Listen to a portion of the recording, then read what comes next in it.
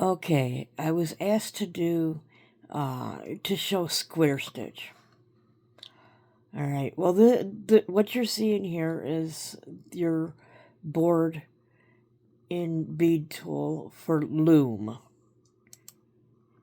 And it does not change when you change it over to square.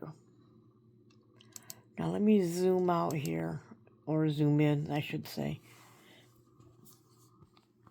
Sorry, I gotta turn this so you can see it. Now, when you're working with square stitch, the big difference between square stitch and loom, the biggest difference is that your beads are going in the opposite direction. Here, now I can turn this back the way it should be, so you can see it all. But when you're putting your beads in, I'm just gonna throw some beads in here all over the place.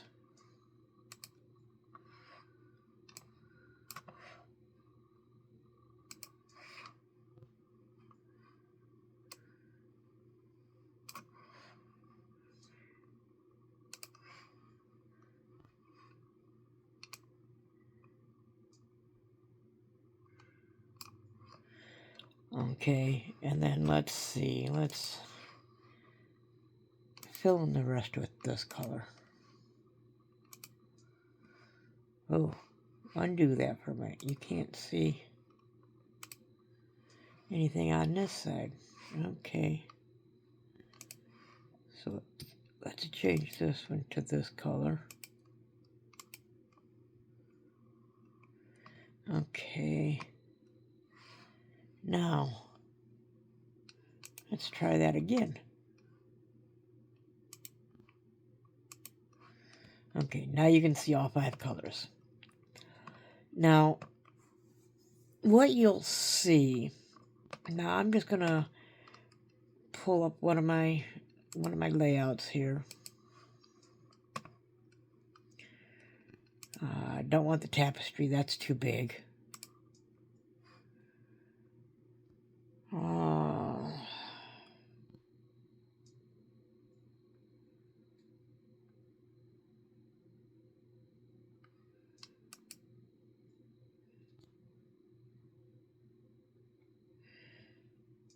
We'll use the pen wrap layout.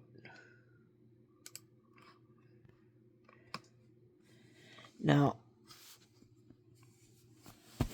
some of you have asked about getting rid of the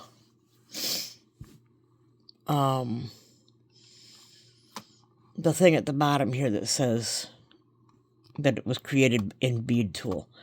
Well, the simple way to do that is to make your own layouts, like this one of mine. Now, when you preview, now, the way I've got it set up is it tells you exactly what stitch you're using, how many columns, how many rows. I know this is going to be blurry, so you can't really see it. How many beads, how many colors, and what size it is. And on my next page, you have your graph. And the third page, you have your word chart. Now, this is going to be where your biggest difference is.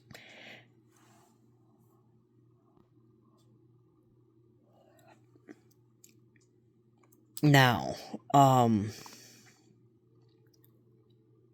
when you're doing loom stitching, when you're doing a loom pattern, I should say, even though you're going to have the same exact layout here, as far as what your pattern is, let's go to loom and then bring it back out again. See, there is no difference in it, except for the way that your beads are positioned. When you're doing your beading on a loom, your holes are going east and west. When you are doing beading with your square stitch, most people, what they'll do is they will do 2 rows at a time and do a ladder stitch to start the first 2 rows.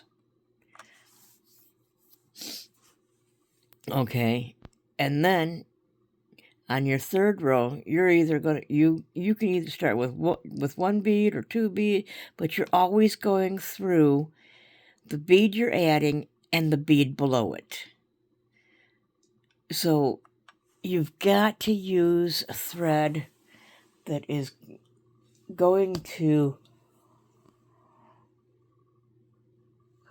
be able to go through these beads several times. You've also got to remember that on square stitch, unless you can do it where you are not passing through each bead 5 or 6 times, you have to remember that you will have your threads showing. So you definitely want to use a thread that will be compatible with your colors. If you use Nymo like I do a lot, whatever your background color is,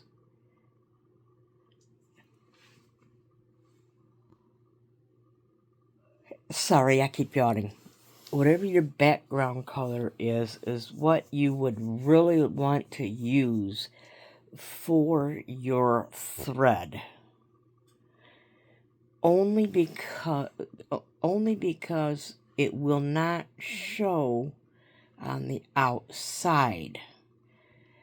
But you have to watch that, though, because if you have light beads or transparent beads in your pattern, let's see, let me get a transparent color here.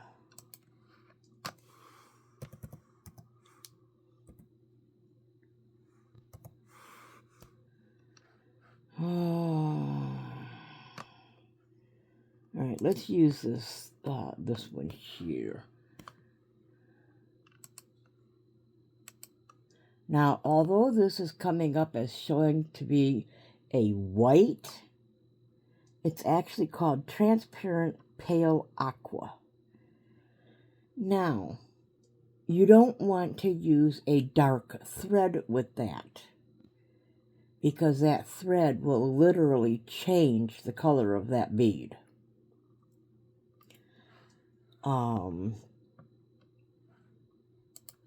This one here,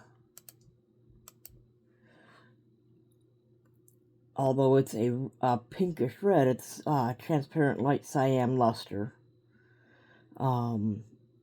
If you use a dark thread with that, you are liable to get it to be a very dark red or a very dark cyan. Yellow, the same thing. That's transparent honey luster that I just put in there. You'll get the same effect with that with a dark color.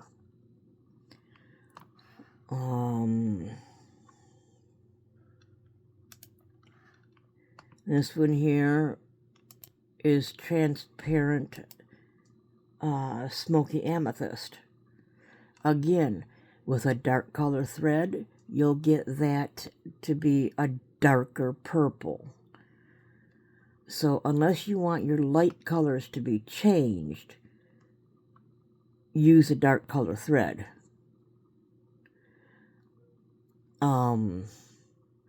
Another thing that you can do is you can use a light color thread for your main thread, and then go back and use a magic marker of the same color as your background. If it's a dark color, just like say you're using black.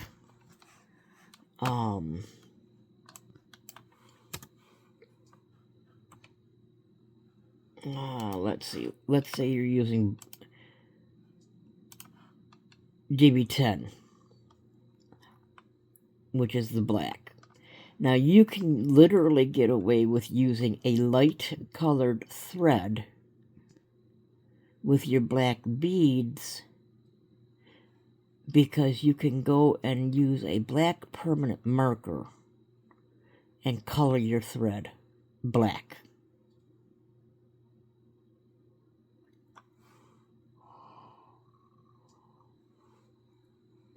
With loom, with doing this in loom stitch, you don't have that problem as far as your threads showing between your beads. You just have your thread on the outside of your pattern, along the two sides. But again, you don't want to use a dark thread with light beads. You can still use a magic marker and color the outside threads to match your background color.